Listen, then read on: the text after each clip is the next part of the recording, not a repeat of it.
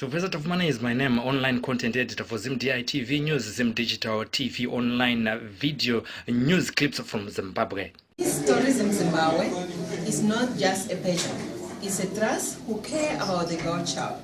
We have started projects to empower the girl child, to make sure that the girls, they don't really go into child marriages because they don't have another way of living or other means. So as Miss Tourism Zimbabwe, we are partnering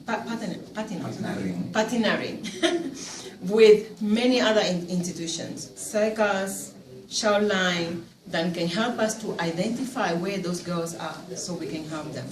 And that's what we have done. I'm so proud of the way we are doing.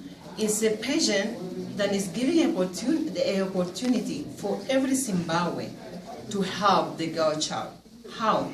We have a $1 campaign. We have a biller number. Every Zimbabwe who use Eco Cash or Telecash, they can donate just $1 for the girl child, and it will make a big change for the girl child in Zimbabwe.